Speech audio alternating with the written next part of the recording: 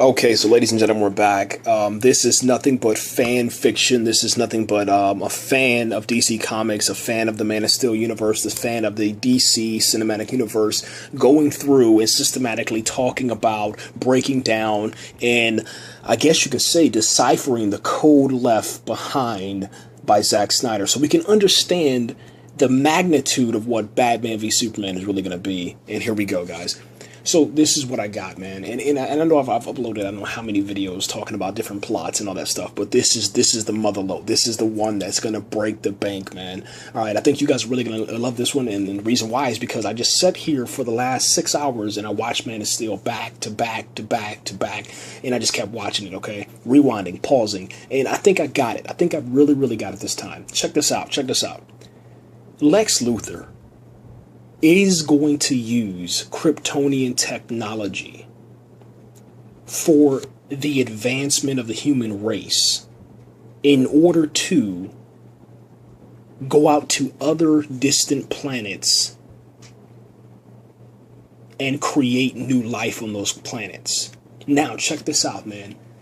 The whole thing about this, man, is you know, it's a grounded approach. It's a grounded reality. It's all about resources, and this, I think, this is just perfect and genius to me. Okay,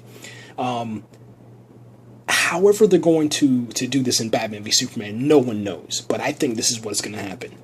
We know that the Battle of Metropolis ended in the death of General Zod. His neck was snapped inside of a train station. We don't know where that body's at.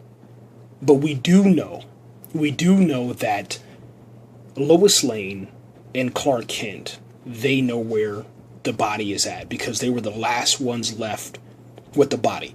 Now, check this out. This is what I think happened, and this for me makes perfect sense, and the reason why is just because of what we were shown by Zack Snyder. Now, unless Zack Snyder releases a, I don't know, Peter Jacksonist type, you know, Man of Steel, extra 2 hours, whatever, an extended version of Man of Steel, this is how it's going to play out.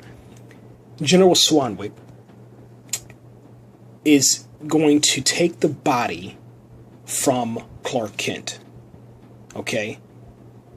Clark Kent is, whenever he snapped General Zod's neck, we understand that he let out the frustration. He screamed, "Ah!" And then he let it out, okay? He knows he's the last Kryptonian ever. You know, he's not going to have any of his friends, his cousins, relatives, whatever, ancestors. They're all gone. He put the rest of them inside the Phantom Zone, and he's going to give the body to General Swanwick, and that body is going to be taken to a secret place, man. Lex Luthor is going to find the location of the General Zod body, and after that, he's going to use that to try to, how do you want to say it? I'm trying to put it in a way that's going to make a little bit of sense.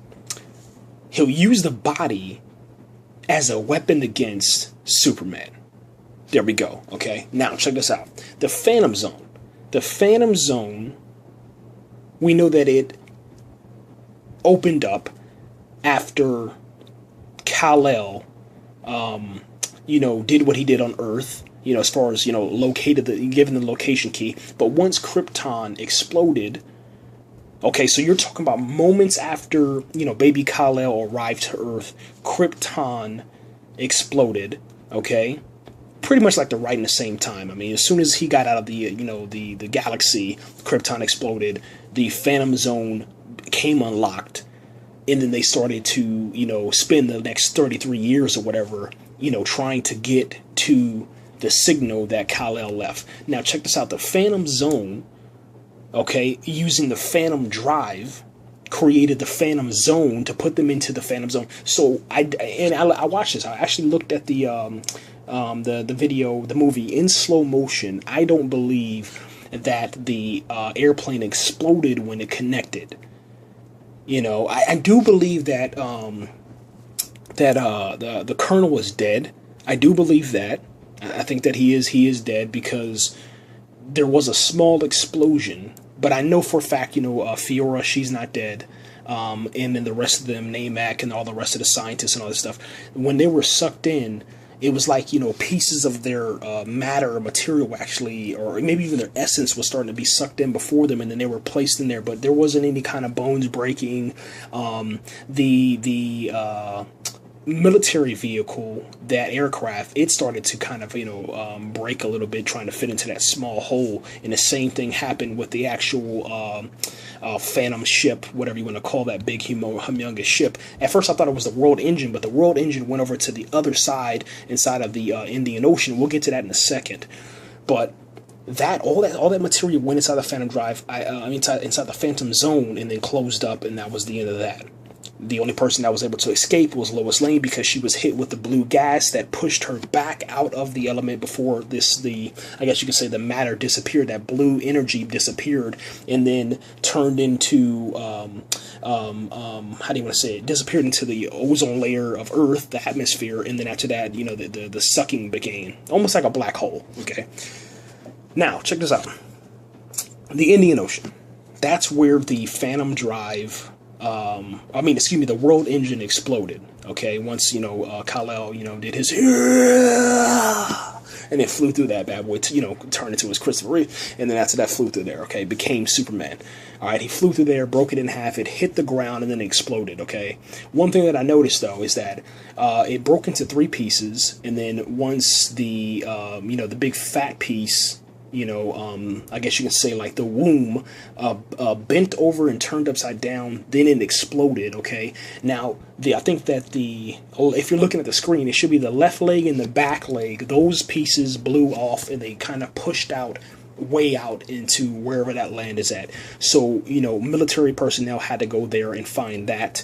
They had to probably utilize some sort of Geneva Convention, NATO, etc., man. They had to go find those pieces, man. So we got to see how that's going to figure out and how that's going to work out. But also, there was a person on the boat, and I'm going to kind of go off in a different direction real quick, but there was a person on the boat. There's 2 people in Man of Steel that I think are actually going to be Aquaman. All right, and this is kind of like, you know, really, really fan fiction I'm about to talk about. There was a guy on the boat that was fishing. I think that was Aquaman. Then the person that Clark Kent had borrowed the clothes from when he came out of the ocean after the oil rig exploded, I think that was Aquaman also. All right, and the reason why is because there was a seagull in the air. Okay, there was whales in the bottom of the ocean. Okay, the whales should have been gone a long time ago, you know, when the oil rig exploded, but they stayed around because Aquaman was controlling them. The bird, now check this out, I don't know if I can go that far, but I'm going to say because it's a water bird, then Aquaman can communicate with, because it was a seagull. That's kind of pushing it, it's kind of stretching it, I know that's crazy, but that's probably stupid, but I'm going with it. I'm going with those 2 people. I think are going to be Aquaman. That's just me. Okay. So, Lex Luthor, he uses his resources and he cleans up Metropolis. He takes the fallen ship, which was the scout ship that had the Kryptonian, chamber inside of there with all the Kryptonian babies and the eggs and stuff. That thing broke open, and so whoever got to the site first and secured that location before any of, you know, civilians ran in there and grabbed stuff, you know, because everybody knows whenever a natural disaster happens, there's going to be people out there, you know, scavenging for goods and stuff like that. You know, it's pretty much survival of the fittest. I think that someone will get in contact with that stuff and they will be infected. Okay, and I don't know how that's going to affect them, but that's just something I want to throw out there. But major point is, Lex Luthor will get those eggs. He will put them inside of a chamber that will secure them. All that technology he's going to be utilizing.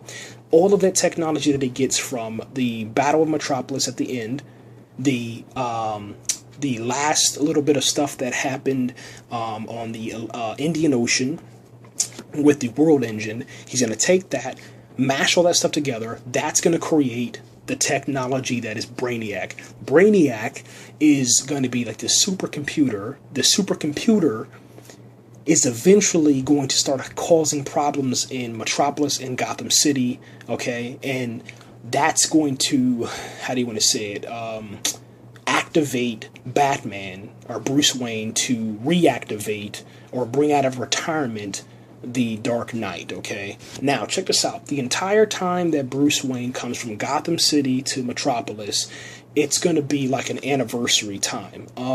The city, most likely, more than likely, they're going to build that statue that we saw. I don't know if that's going to be at the beginning of the film or the end.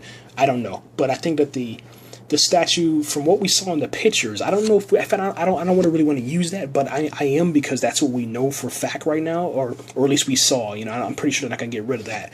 But the statue is destroyed at one point. Now, the reason why I say that it's destroyed is because the technology that is being used by Lex Luthor is going to start having, causing chaos inside of Metropolis and Gotham City. Now, the actual person that's causing this, the actual, how do you want to say it, problems that are occurring in Metropolis and Gotham City are so similar, and they're caused by two people, and that's going to be the Flash and Cyborg. The Flash and Cyborg. Flash is going to be running back and forth from Gotham City and Metropolis. Cyborg will be mainly in Metropolis. There's going to be a problem that occurs where that technology explodes and causes a whole bunch of destruction and stuff like that. That's the scene where we see Bruce Wayne helping out the little girl and stuff like that. That's what I'm going with on that one. Cyborg is not going to be born until the end of that sequence, to where they're picking through the rubble and stuff like that. They'll be like, where's Victor, or something like that, and then that's when they'll find out that Victor's dead. They'll assume that he's dead. They'll pretty much leave the site alone, even though they hear, how do you want to say it? They're going to be hearing something yelling out, but it's not going to be, it's going to be an incoherent voice by a computer, and they're going to think that it's just nothing, but it's him, actually, the machine, Cyborg, screaming out as Victor, and that's just part of it, okay? That's pretty much what I have right now, man. But I think later on in the series, man, we'll see that the technology is going to be trying to create like this super soldier like serum, and the reason why I'm saying super soldier serum is so that you guys can relate, but it's something that we as human beings can use to fight back Kryptonians and these aliens and all this other stuff, man. Now check this out. The way that Wonder Woman fits into this, Wonder Woman is going to be like a spokesperson that comes from the other land, okay, the land from which was damaged. Aquaman, Wonder Woman, they're, on the same, how do you want to say it, the same hemisphere, if you will. They're going to be the ones that come in as they're speaking, because there's going to be international problems, okay? People will be coming from all over the world to Metropolis, or wherever they're going to hold these trials at, to try to have the government pay for things that have went wrong, things that, how do you want to say it, natural disasters that occurred in their cities, people that died, the people are going to have benefits. There's going to be thousands of things that are going on inside of here.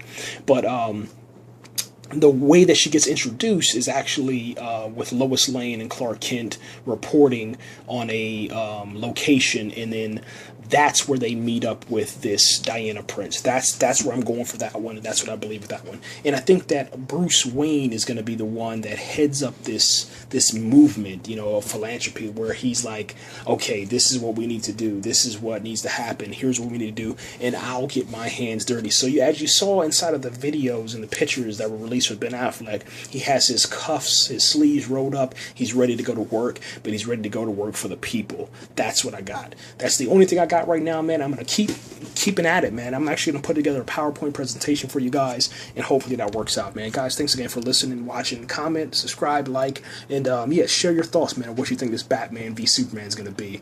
But no matter what it is, it's going to be epic, man. In Zack Snyder we trust. DC Comics forever, man. Right here.